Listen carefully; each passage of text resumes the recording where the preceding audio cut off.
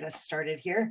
We are going to be talking about writing to learn today. It's me and Julie, and I think everyone here knows us, so I'm not going to give long introductions for that. Then we'll just jump to the next slide. So historically in WAC pedagogy, we sort of think of two separate kinds of writing, and of course lots of things fall in between these two. But I wanted to provide just a couple of the generic sort of definitions for the way that we think about these. There's writing to communicate, which we often, more commonly, I think, especially at our university, talk about in terms of writing in the disciplines.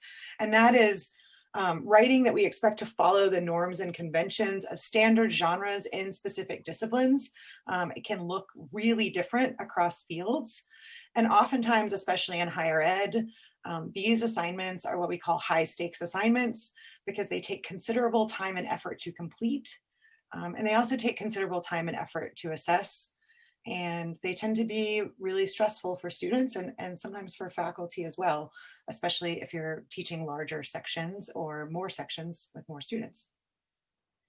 In contrast, writing to learn activities are typically short and formal pieces of writing.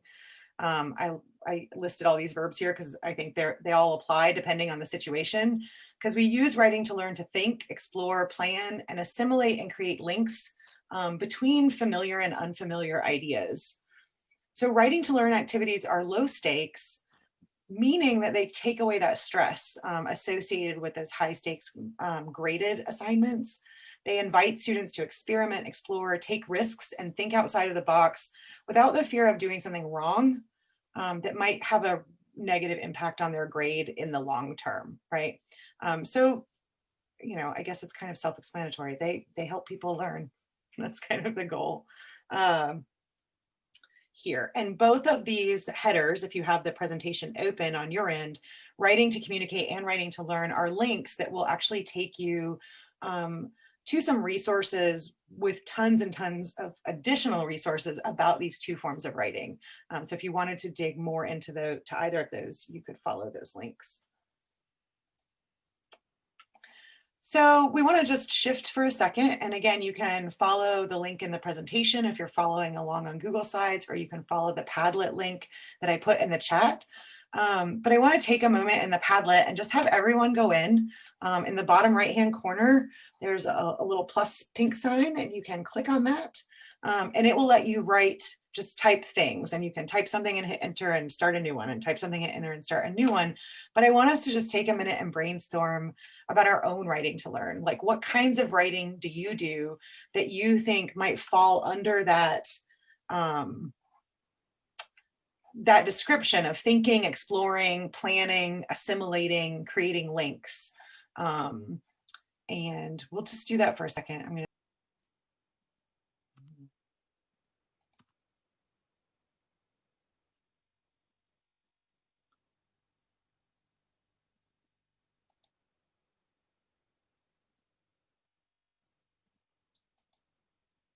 Awesome. So now that we've got some ideas, I think actually my next step, some of you have already sort of done here, which was thinking about, in addition to what kinds of writing to learn things we do, why we do them, right?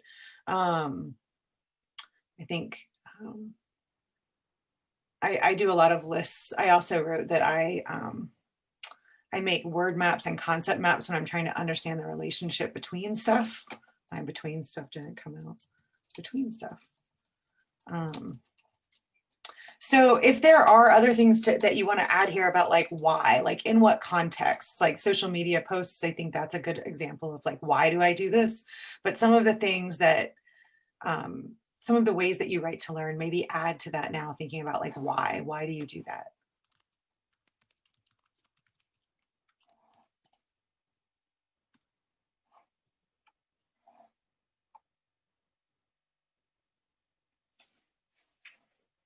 Yeah, so there's a lot of great stuff here about remembering.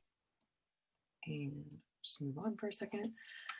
So I wanted to stop for a second and think about the value of writing to learn, both for ourselves and for our students, and kind of make that shift here. So Julie and I added some things to this slide that you can go in and explore on your own if you want. But these are some of the research findings about the value of writing to learn in the classroom that link kind of directly to what we were just writing on the Padlet about thinking through ideas, making connections, remembering stuff so that when you go back to it, you can find it, and sometimes organizing our thinking when it gets maybe too big picture to put together otherwise. So I'm not going to click through all of these links, but again, they're there for you to check out if you want to. So writing to learn is active learning. It engages us cognitively and helps us think through concepts rather than just trying to like pick them out of a multiple choice list. Writing to learn activities should be designed to suit the goals of the discipline and the course.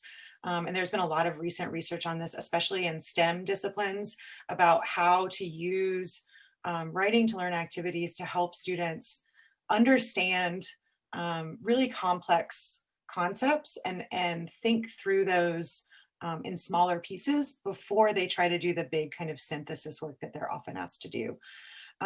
Writing to learn can reduce grading time, and in many, many ways. For one thing, it's really recommended that we don't grade writing to learn activities. Like you can give them a score, like a plus or a minus or a check or something, but that you don't actually go through and grade them. And we'll talk a little bit more about that as in terms of talking about them as low stakes assignments. But this fits in with combining writing to learn assignments with peer feedback, improves metacognition and course performance. If you scaffold writing to learn assignments into a larger assignment, Julie and I were talking a lot about this yesterday, you can reduce the grading time for the final assignment because students have done so much writing on the way towards it. And they maybe have gotten feedback from peers. They maybe have gotten some feedback from you. They maybe have gotten some feedback from the writing center. And they've improved their ideas over time so that by the time you're grading that high stakes assignment, it doesn't take as long because there are way fewer errors in thinking, like they've had a chance to really clarify their thinking. So those are sort of the highlights of why we think writing to learn is a good thing to do. And then really quickly, and then we'll shift to talking about students a little bit. This is from Chris Anson, who's done a lot of research about writing to learn activities in a variety of learning settings. But I love this quote, and I think it's so important to remember as we think through how we use writing to learn activities. He writes, "It is important to realize that lowering the stakes of the assignment by reducing its worth in a grading system, by limiting the time frame for composing it, and by downplaying the features of formal, stylized, carefully revised, and edited academic prose doesn't also weaken the intellectual effort that students must put in to respond to it. Rather, effort and time are more easily linked to engagement than the formality or scope of the task. Students can be largely unengaged in a substantial research paper. And I think this is something we all see anecdotally a lot.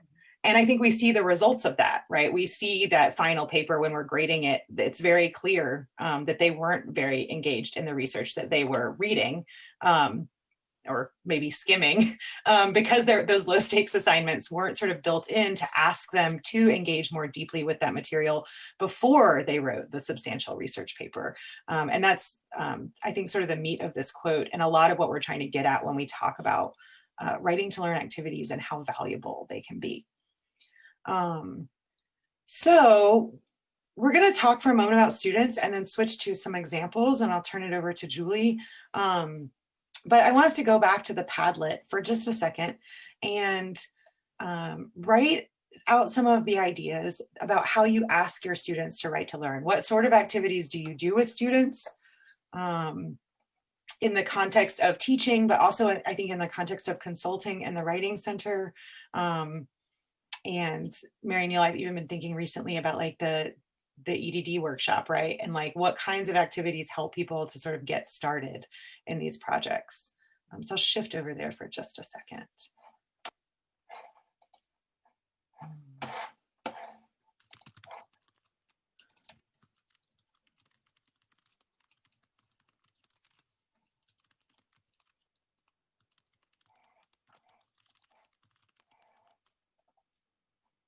Oh, awesome. This is just a great list.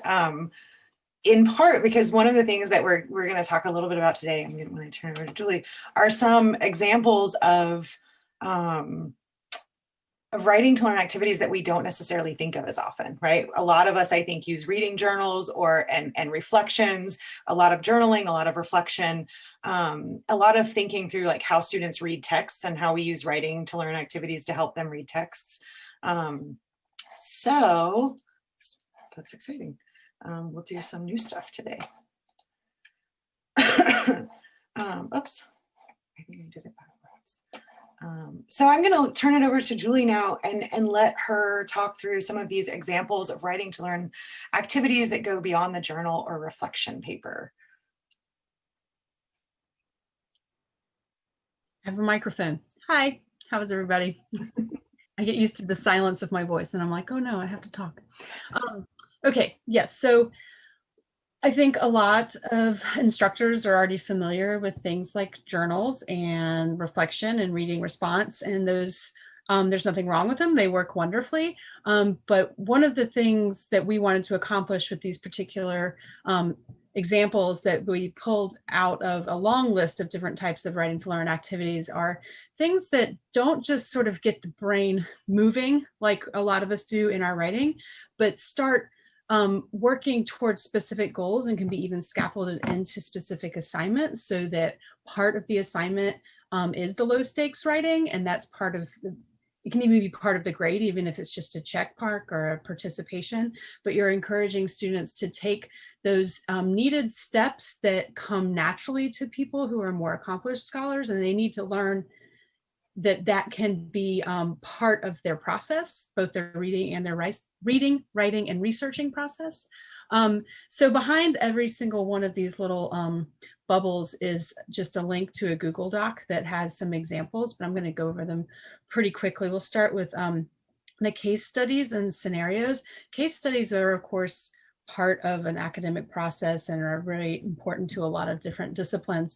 But you can use these within the writing classroom or inside of a particular assignment in a combination of low stakes writing and high stakes writing. Some of it is to communicate then, and some of it is for their own learning. And this can include things like scenarios, single scenarios, which thinks about what audience and purpose and maybe focuses writing on a very specific task. The example here would be in a business student, maybe part of the low stakes writing for thinking about a large project is outlining particular principles, working in small groups to compare notes, where then the high stakes writing might be an email to a hiring manager or something that might go into a part of a portfolio. And then the low stakes writing to that is a reflection on why an email might be different than an office memo or something of that nature. And then from that can become a final exam response that explains both the principles and options that they might have when they're developing their final paper. And then of course, another part of the scenario as a writing task is that the scenario can be almost a long project, and the end of it can really mimic a professional situation or a set of professional tasks where you're asking students to think through the smaller details as they go in low stakes activities, and what you end up having to grade is really the final product. So hopefully you're getting a better final product and you're not having to read every single word of their process, but you're encouraging them to engage in that process. So another example would be analyzing the process.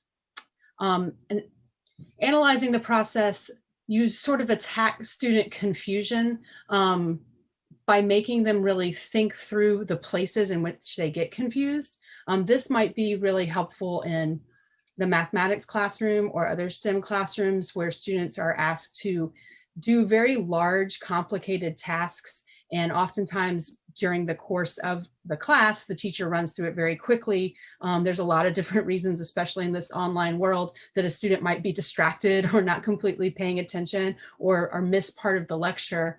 But if you're using the writing to learn task as part of a low stakes classroom activity or something that they journal about at the end of the week, you're asking them to detail the place that they got hung up in the process. So in the complexity, they're having to explain to themselves or to you as a teacher or to their group members or classmates, write about like why and when they got confused, not just that they're confused and they throw their hands up and they move away from it.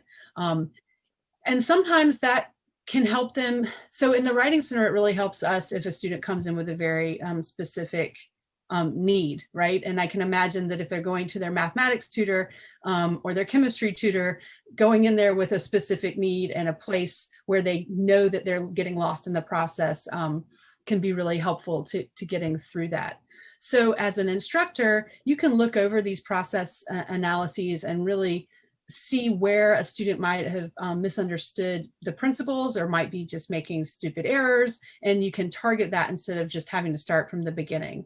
And the student can essentially look directly at where their problem solving is falling apart, and then might have a deeper understanding of what they need to focus on in their studying instead of just continuing to study things from top to bottom and not really understanding where the disconnect happens.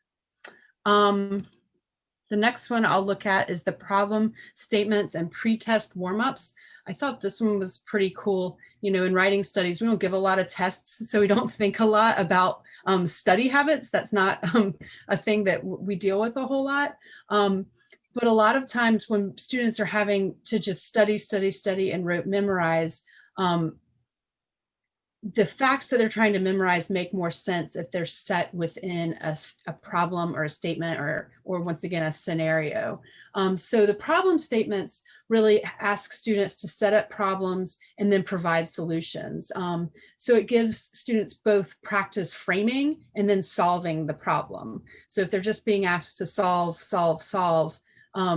that's very answer driven. That feels more high stakes. Whereas if they're asked to do the backwards work of framing the problem, they have to think through both sides of that issue. So this one is about introducing new concepts and then asking students to really write out the theoretical or practical parts of the problem, and then having them solve them from that place of understanding. Students are more likely to frame such a problem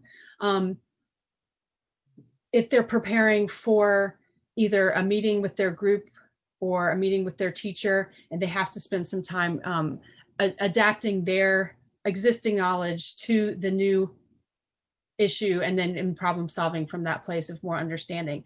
And the way this can be adapted for test preparations is maybe have them generate problems for an upcoming test based on the material or the theories or the practices that you're trying to get across. Maybe have them work in groups collaboratively to generate problems or draft solutions, so that they're having to see how their peers are thinking through issues as well. That can be really helpful. And of course, if they're communicating a lot online, all of this is happening in sort of a writing to learn space. They might be in a forum or working on a shared Google document where they're writing back and forth to one another, and they're engaging with every step of the process by having to explain themselves clearly in written way. And as an instructor, you might choose to draw, or at least tell them that you're drawing some of their test material from some of these practice problems. So that's going to encourage them to really engage deeply with them.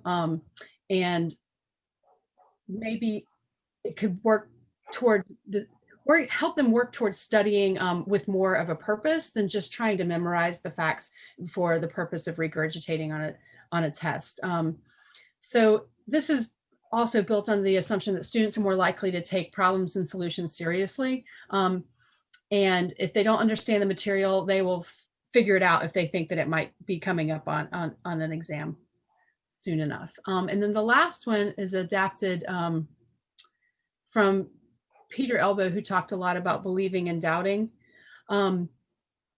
So in believing and doubting, this really challenges what counts as a fact, which of course is more relevant than ever right now, and how we get to what is really a fact. So this involves selecting 2 or more treatments of an issue, a problem, or a particular research. A lot of times I've seen this used assignments in WID and capstone courses even, where students are asked to really dive deep on an issue by comparing a popular article with the research article, and sometimes putting research articles up against popular treatments of them really asks students to start to pull apart that what counts as fact. So this invites students to engage in what constitutes proof, what different audiences are demanding. Of course, this is a common assignment, and I think in 2001 you see it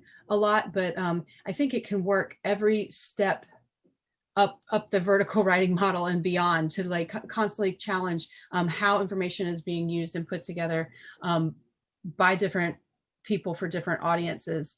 And pre-writing here can be very reflective in nature. What did you believe before you read it? Why did you believe that?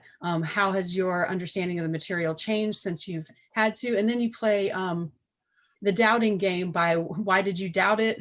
What were the parts of the article that made you disbelieve? And a high stakes product here can also include creations of things like infographics to detail information. So this is another part that can honestly cut down on your grading time if you're looking at things that are short bits of information, you know, thoughtfully put together, instead of having to always rely on the long synthesis or research paper. And of course, the believing and doubting game is asking students to write both in defense of an idea, a concept, or a methodology, and then maybe to write a critique of it or write in opposition to it. So they really have to spend some time wrapping their head around the two sides of any scenario. And that believing and doubting sort of activity can be built into a lot of different research synthesis assignments. So Thanks, Julie. sure, that was a lot of talking, sorry. No, that was awesome. Next, we're going to move and actually take a break to do some work, to go do a thing and then come back and talk about it, because recently I've done a bunch of workshops that have just taken the whole hour and it's too much. We need time to actually apply some of this stuff. So I'm going to go to the next slide and do that. And I'm just going to ask Julie, Miles pointed out to me that the analyzing their process link goes to a different document. So if you'll fix the link. Sure. So using these ideas, and I'm going to go forward for a second and then backwards for a second. We're going to take a practice break for about 15 minutes. You can turn off your video, mute your mic, pull up other stuff on your computer, or take some notes. But what we'd like everyone to do is to do one of these two things. And then we're going to come back and sort of talk about the decisions that you made. Number one, maybe think through one writing to learn activity, thinking maybe about something new, right? Something that you don't already do in a class, maybe one that we just talked about, if you want to follow those links, or maybe as part of that conversation, you thought of something else. But one writing to learn activity you could use next week, perhaps in a class. Or, so you don't need to do both of these, but it's an and or. What is one assignment you could scaffold using two or more writing to learn activities? So maybe you're thinking about the end of your semester coming up. I know from conversations I've had with both students and faculty over the past couple of weeks, a lot of people are hitting a rut, right? Everyone sort of jumped into the semester. It was stressful, but everyone was doing what they needed to do to get by. Then we didn't get a fall break. I think a lot of people are tired. And I think if you're teaching synchronously at all, you're seeing that in your Zoom meetings with students, that even if maybe discussions were going really well earlier in the semester, they may have kind of slowed down now. Students might just not seem as energized or as interested or engaged. And so choose one of these two things and try to write through it, right? Because we're going to take like 15 minutes. So take a break, get something to drink, grab a snack, and then take a few minutes to really sit and write out a plan for one of these two things. And then we'll come back and talk about them. And I'll keep a timer on us, so I'll bring us all back in about 15 minutes. And I'm just going to go back one slide so that if you're thinking like through these, you can look at them as examples.